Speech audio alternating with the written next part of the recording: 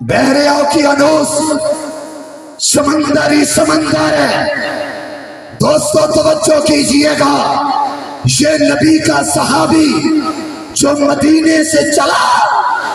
اور مراکش پہنچا، جب مراکش سے چلے نا اور بحر اوقیانوس پہنچے، آگے پانی آ گیا، سمندر کی لہریں آ گئی، زمین خشک ختم ہو گئی۔ میری طرف دیکھنا، حضرت عقبہ بن نافع یہ اپنی سواری سے نیچے اترے، سواری سے نیچے اترے اور اپنے گھوڑے کے اگلے 2 قدم ان کو پانی میں رکھوایا، اور گھوڑے کے پچھلے 2 قدم ان کو خشکی میں رکھا۔ اب گھوڑے کے اگلے پاؤں یہ سمندر میں تھے اور گھوڑے کے پچھلے پاؤں یہ خشکی پر تھے۔ اپنے گھوڑے کے اگلے قدم سمندر میں رکھ کر یہ نبی کا صحابی دوبارہ گھوڑے پر سوار ہوتا ہے، لگام پکڑتا ہے، آسمان کی طرف دیکھتا ہے اور ایک جملہ کہا، وہ جملہ سنیے گا، مدینے سے چلنے والا 700 میل تک میرے نبی کا کلمہ پہنچانے والا یہ عظیم صحابی گھوڑے پر سوار ہو کر آسمان کی طرف دیکھ کر ایک جملہ کہتا ہے، اللہ میں مدینے سے چلا، جو گھر آیا تیرا پیغام پہنچایا، جو بستی آئی تیرا پیغام پہنچایا، جو فات ملا تیرا پیغام پہنچایا۔ چلتے چلتے میں سمندر کے کنارے پہ پہنچا ہوں، اللہ آگے سمندر ہے، پانی ہے، انسان نہیں ہے، آبادی نہیں ہے، خشکی نہیں ہے، لیکن میں نے اپنے گھوڑے کے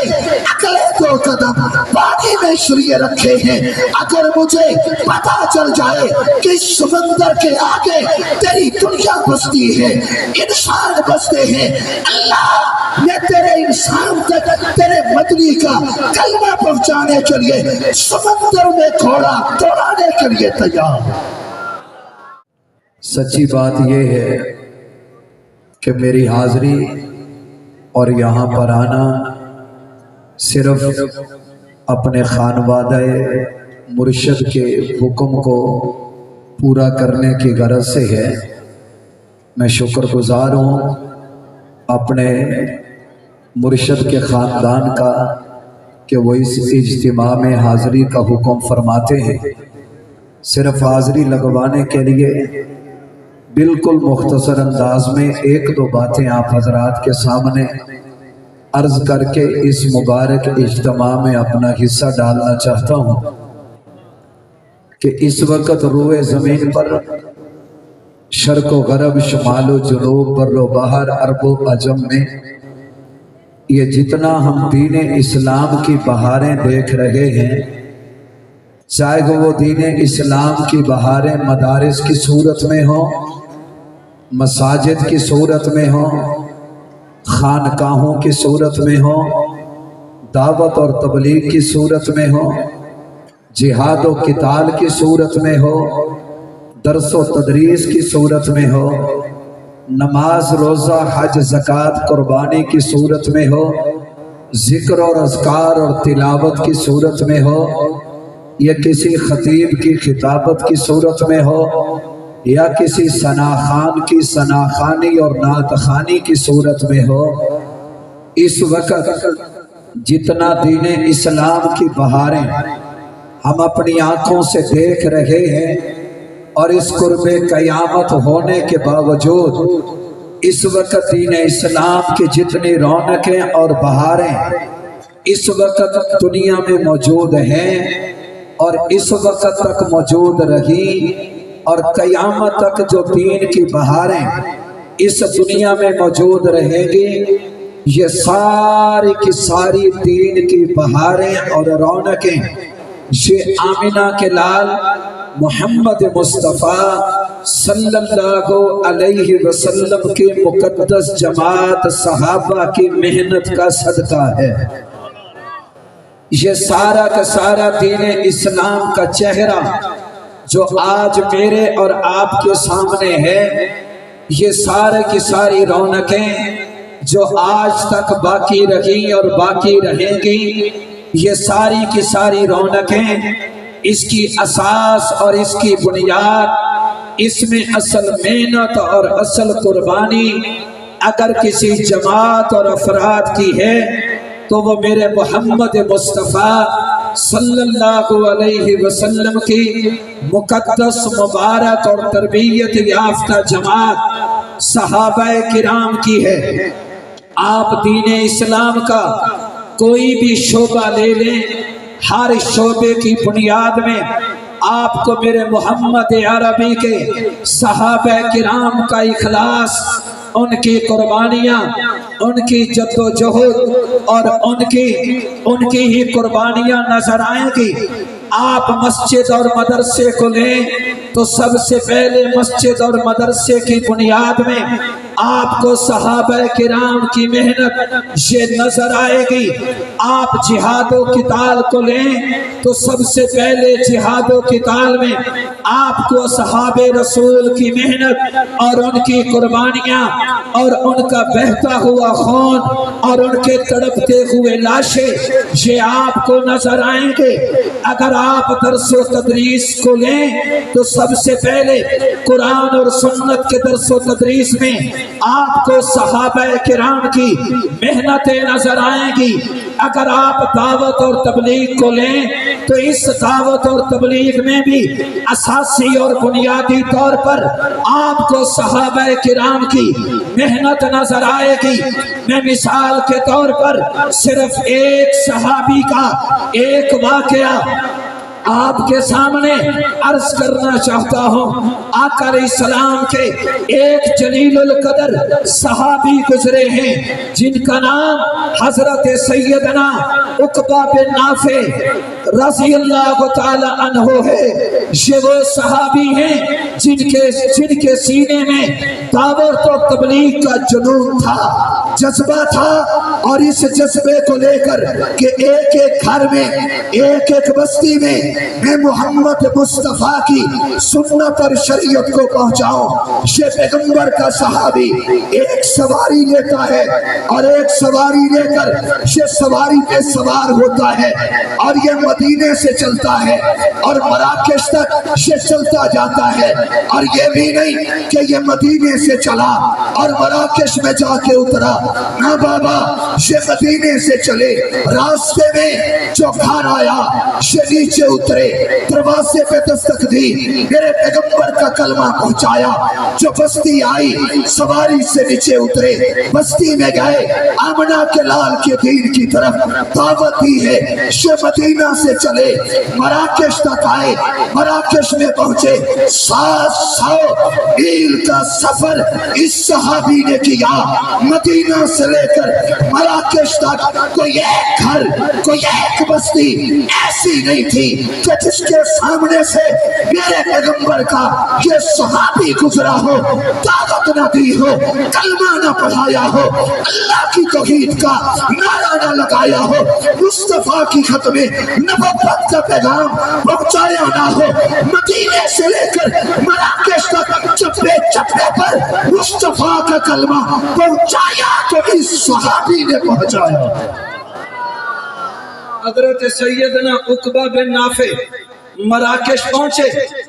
تو وہاں سے چلے اور چلتے چلتے بحر اوقیانوس تک آ گئے۔ میرے علماء تشریف فرما ہے، ان سے آپ نے سنا بھی ہوگا اور آپ جانتے بھی ہیں کہ بحر اوقیانوس یہ خشکی کا آخری کنارہ ہے، اور بحر اوقیانوس کے آگے کہیں خشکی نہیں ہے بلکہ پانی ہی پانی ہے، آگے سارا سمندر ہے۔ بحر اوقیانوس سمندر ہی سمندر ہے۔ دوستو توجہ کیجئے گا، یہ نبی کا صحابی جو مدینے سے چلا اور مراکش پہنچا، جب مراکش سے چلے نا اور بحر اوقیانوس پہنچے، آگے پانی آ گیا، سمندر کی لہریں آ گئی، زمین خشک ختم ہو گئی۔ میری طرف دیکھنا، حضرت عقبہ بن نافع یہ اپنی سواری سے نیچے اترے، سواری سے نیچے اترے اور اپنے گھوڑے کے اگلے 2 قدم ان کو پانی میں رکھوایا اور گھوڑے کے پچھلے 2 قدم ان کو خشکی میں رکھا۔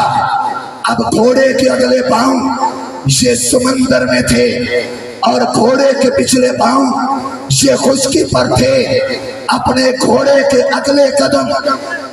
سمندر میں رکھ کر یہ نبی کا صحابی دوبارہ گھوڑے پر سوار ہوتا ہے، لگام پکڑتا ہے، آسمان کی طرف دیکھتا ہے اور ایک جملہ کہا، وہ جملہ سنیے گا، مدینے سے چلنے والا 700 میل تک میرے نبی کا کلمہ پہنچانے والا یہ عظیم صحابی گھوڑے پر سوار ہو کر آسمان کی طرف دیکھ کر ایک جملہ کہتا ہے، اللہ میں مدینے سے چلا، جو گھر آیا تیرا پیغام پہنچایا، جو بستی آئی تیرا پیغام پہنچایا، جو فات ملا تیرا پیغام پہنچایا۔ چلتے چلتے میں سمندر کے کنارے پہ پہنچا ہوں، اللہ آگے سمندر ہے، پانی ہے، انسان نہیں ہے، آبادی نہیں ہے، خشکی نہیں ہے، لیکن میں نے اپنے گھوڑے کے اگلے 2 قدم پانی میں شریے رکھے ہیں۔ اگر مجھے پتا چل جائے کہ سمندر کے آگے تیری دنیا بستی ہے، انسان بستے ہیں، اللہ میں تیرے انسان تک تیرے مدنی کا کلمہ پہنچانے کے لیے سمندر میں گھوڑا دوڑانے کے لیے تیار۔ یہ آج جو دعوت اور تبلیغ چل رہی ہے یہ اس حضرت صحابی کے اخلاص اور محنت کا صدقہ ہے۔ میں آج آپ سے پوچھتا ہوں، یہ جو پیغمبر کے صحابہ آپ کو دنیا کے چپے چپے پر قبور کی صورت میں سوئے ہوئے ملتے ہیں، کس صحابی نے اپنی جائیداد بنائی؟ کس صحابی نے محلات لیے؟ تیرا فاصل پر ہو، بہاول پر ہو، ملتان ہو، سپی ہو، پشاور ہو، پنجگار ہو، افغانستان ہو، کسی ایک صحابی کی تاریخ کو لا کے دکھا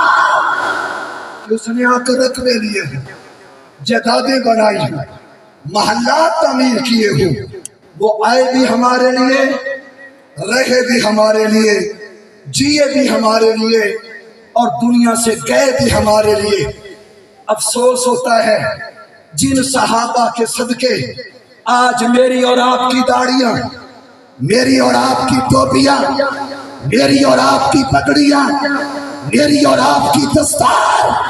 میری اور آپ کی عبادت، میری اور آپ کی تجارت، میری اور آپ کے پاس شریعت مطہرہ، یہ جن صحابہ کے صدقے آج ہمارے پاس ہے، پھر چند ورق، چند کتابیں وہ سوشل میڈیا کی زینت بنتی ہیں، تاریخ کے حوالے دیے جاتے ہیں، اور کوئی جیل بھی بن کر، کوئی غام بھی بن کر، کوئی حسن اللہ یاری بن کر، کوئی مولوی فضل بن کر یہ تاریخ کے چند حوالے دکھا کر میرے نوجوان کو گمراہ کرنے کی کوشش کرتا ہے، اور اس کے سینے سے میرے محمد کی جماعت کی محبت کو نکالنا چاہتا ہے۔ ہر اسٹیج پہ کہتا ہوں، ہر تقریر میں کہتا ہوں، اپنے ایمان کے طور پہ کہتا ہوں، عقیدے اور نظریہ کے طور پہ کہتا ہوں، ہم صحابہ کو تاریخ کے ترازو میں نہیں دیکھتے، ہم صحابہ کو دیکھتے ہیں یا قرآن میں دیکھتے ہیں یا مصطفیٰ کے فرمان میں دیکھتے ہیں۔ اور آخری گزارش، پھر تاریخ کی کتابیں، میرا نوجوان ہمیں کہتا ہے حضرت غامدی کے پاس تو اتنی کتابیں ہیں، جیرمی کے پاس تو بڑی کتابیں ہیں، بڑے حوالے۔ میں صرف ایک بات اپنے مخدوم محترم حضرت شیخ درخواست دامت برکاتہ مولا علیہ اور اپنے مخدوم مکرم حضرت نقشبندی دامت برکاتہم العالیہ ان کو سبق سنانے کے لیے سے یہ ایک جملہ کہہ کے اجازت چاہتا ہوں. تورات کو مانتے ہو؟ زور سے بولیے. تورات مانتے ہو؟ ایمان ہے تورات پہ؟ اللہ نے بھیجی ہے نا؟ جبریل لائے ہے نا؟ انجیل کو مانتے ہو؟ زبور کو مانتے ہو؟ جو صحیفے اللہ نے بھیجے سب کو مانتے ہیں؟ آپ سے مسئلہ پوچھتا ہوں. ایک مسئلہ تورات میں اور ہو، قرآن میں اور ہو، تورات مانو گے یا قرآن مانو گے؟ اگر کوئی مسئلہ زبور میں اور ہو، قرآن میں اور ہو، زبور مانو گے یا قرآن مانو گے؟ اگر کوئی مسئلہ انجیل میں اور ہو، قرآن میں اور ہو، انجیل مانو گے یا قرآن مانو گے؟ زور سے زور سے ہاتھ کھڑا کر کے بتاؤ کس کو مانو گے؟ زور سے کہو کس کو مانو گے؟ تورات کے مقابلے میں کس کو مانتے ہو؟ زبور کے مقابلے میں کس کو مانتے ہو؟ انجیل کے مقابلے میں کس کو مانتے ہو؟ حالانکہ تورات، زبور، انجیل اللہ نے بھیجی ہے، نبی میں آئی ہے، جبریل لایا ہے. جیلمی کے کہنے پر اپنے سینے سے صحابہ کی محبت کا خاتمہ کرنے والا یاد رکھو. ہم تو قرآن کے مقابلے میں تورات کو مانتے، اس پاگل جیلمی کی تحقیق کو کہاں مانیں گے؟ ہم نے تو تورات کے مقابلے میں، ہم نے تو قرآن کے مقابلے میں تورات نہیں مانی. تم ہمیں یہ 4 لوتھڑے کتابوں کے دکھاؤ گے، اور 4 نہیں، جیلمی کے پاس 40,000، 40 لاکھ، 40 کروڑوں، 40 ارب اور کھربوں، بلکہ میں تو یہاں تک کہتا ہوں اس زمین سے لے کر آسمان تک، مشرق مغرب شمال جنوب بر و بحر عرب و عجم، اگر جیلمی کتابوں کو بھر دے اور ہر کتاب کے ہر ورقے ہر لائن پر میرے محمد کے صحابہ پہ اعتراض ہو، میرا ایمان یہ ہے میں ساری کتابوں کو اور ان کی تحقیقات کو ایک طرف رکھ کے ٹھکراؤں گا، اور میں اتنا کہوں گا ساری کائنات کی کتابیں ایک طرف، میرے اللہ کی قرآن کے ایک آیت کا مقابلہ کوئی نہیں کر سکتا. جب ہم ساری کائنات کی کتابوں کو قرآن کے مقابلے میں اور ایک آیت کے مقابلے میں کچھ نہیں سمجھتے، تو جن صحابہ کو قرآن نے مومن اور جنتی کہا، ہم اس ایمان اور جنت کے ٹکٹ اور اللہ کے رسول کے رضا کے مقابلے میں ہم کسی تاریخ کو ماننے کے لیے تیار نہیں. ڈریے نہ، گھبرائیے نہ، پریشان نہ ہوئیے، اپنے اکابر پر اعتماد کیجئے، اکابر کی تحقیقات پر اعتماد کیجئے. انشاءاللہ العزیز اکابر کے دامن کو کل بھی پکڑا ہوا تھا اور آج بھی اپنے ان اکابر کے دامن سے وابستہ ہیں. اٹھ مرد مجاہد ہوش میں آ، تعمیر خلافت پیدا کر، کیوں فرقے فرقے ہوتا ہے؟ اب ایک جماعت کو پیدا کر تو بھی ترقی دنیا میں، اسباب تجارت پیدا کر، قارون کی دولت ٹھکرا دے، عثمان کی دولت پیدا کر، اسلام میں کر تو بڑھتا ہے، ظلم سے پھر کیوں ڈرتا ہے؟ یا اسلام کا نام نہ لے یا شوق شہادت پیدا کر، دل سے کو گھبرائے نہ، حالات بدلنے والے ہیں، جو کانٹے بن کر آئے تھے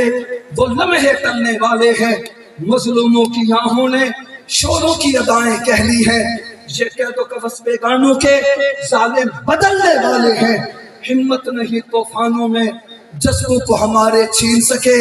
یہ جتنا ہم کو کچلیں گے ہم اتنا اچھلنے والے ہیں. انشاءاللہ باطل کا راستہ ہر موڑ پہ روکیں گے، ہر طریقے سے روکیں گے. میرا علی پور اور اس میں آنے والا سیلاب، پھر مرزائی اور رافضی تنظیمیں جو نلکوں کی صورت میں 5-5 کلو گھی کی صورت میں، مرزائی کی تنظیم جو جا کر روڈوں پہ نلکے لگاتی تھی، مسلمان کے گھر میں خیمہ لگواتی تھی، ایسوی اور نقوی کی تصویر والے خیمے دے کر علم لگوا کر جو میرے مسلمان کی عقیدے کو خراب کرنے کی کوشش کرتے کی ہے، الحمدللہ الحمدللہ اس راستے پر بھی، اس بورڈ پر بھی، اس طریقے سے بھی رافضیت اور قادیانیت کا الحمدللہ راستہ اس انداز سے روکا ہے۔ چیلنج دے کے کہتا ہوں، اس وقت رافض اور مرزائیت کی ساری تنظیمیں میرے علی پر کو خیر بات کہہ چکی ہیں، اور جنریٹر کے ذریعے سے ایک بننے والی ویڈیو جو بننے سے پہلے لیک ہو گئی، مرزائیوں رافضیوں کہ تم کیا جنریٹر کے ذریعے سے ہماری ویڈیو بناؤ گے، انشاءاللہ جتنا بلیک میل کرنا چاہتے ہو کرو، لیکن تمہیں اس خیمے اور راشد کی لالچ میں ہم مسلمان کے عقیدے اور ایمان کو خراب کرنا نہیں دیں گے۔ میرا مرد کلندر کہا کرتا تھا، فنا فی اللہ کے تہ میں